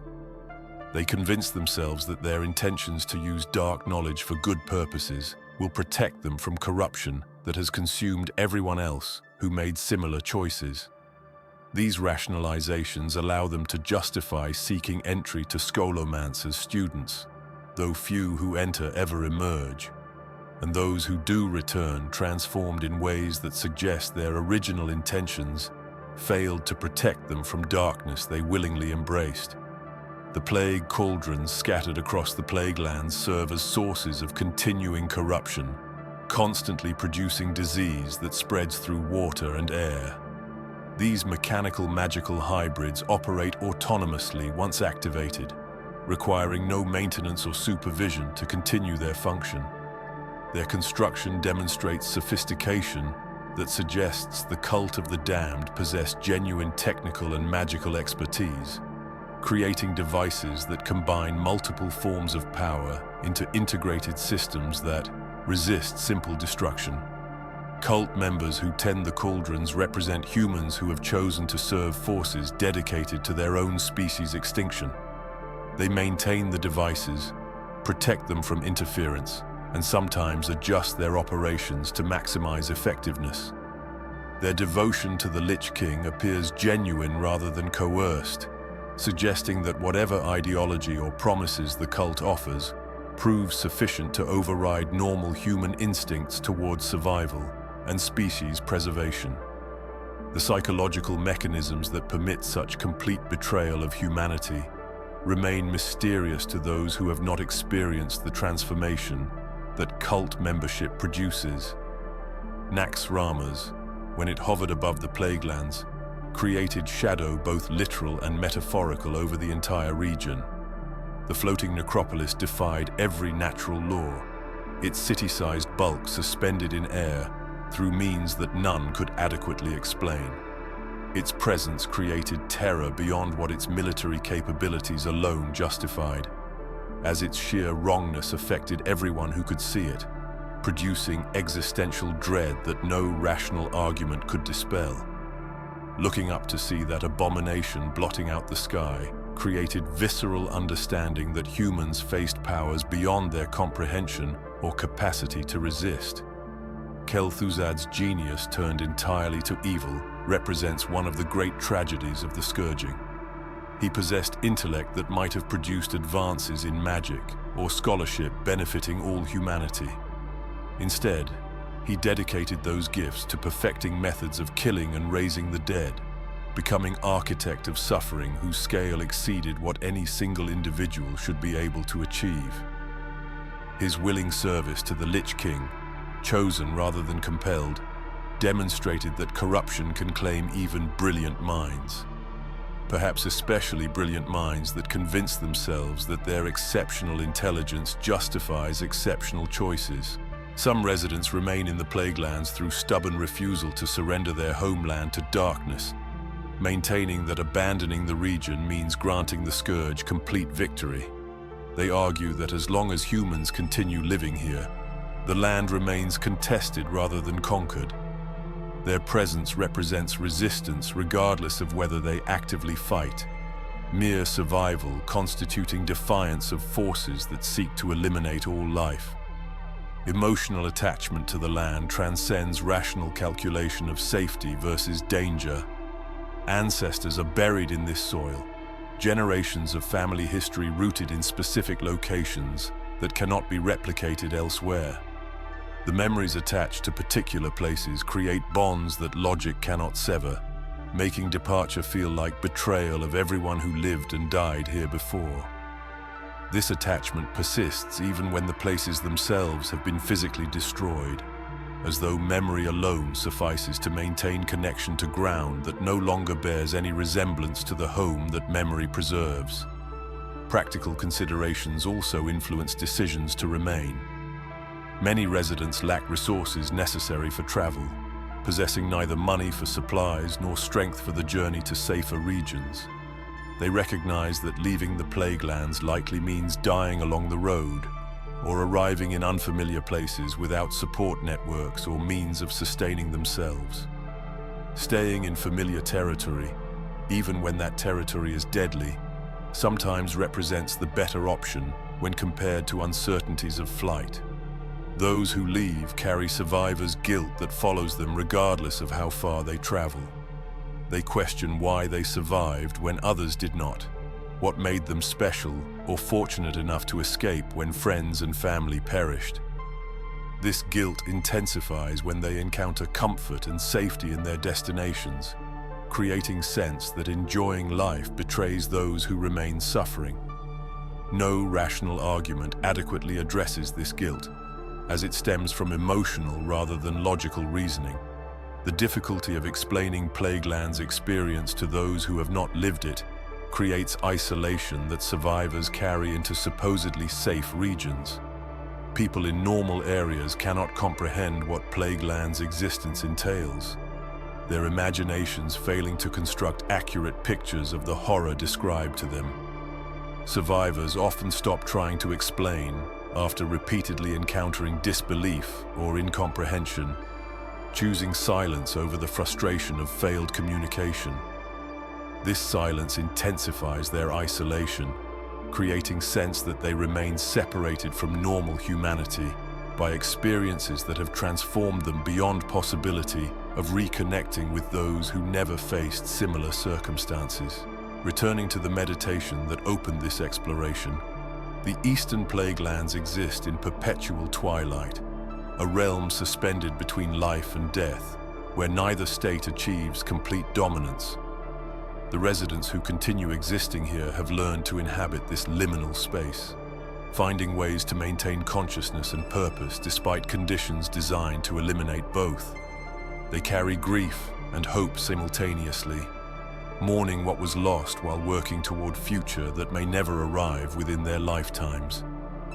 Every day survived represents small victory, not against the scourge alone, but against despair that threatens constantly to overwhelm anyone who pauses long enough to consider their circumstances fully. The land itself shows signs of slow healing where consecration and care have pushed back corruption, demonstrating that what was destroyed might eventually be restored, though the process will require decades or centuries. But the scars will never fully disappear, physical evidence of trauma permanently marking landscape, while psychological wounds continue affecting survivors and their descendants long after the Plaguelands achieves whatever recovery proves possible. These survivors represent ultimate human resilience, their refusal to surrender serving as testimony to humanity's capacity for endurance when endurance should be impossible. What living in the Eastern Plaguelands truly means transcends simple description of daily routines and survival tactics.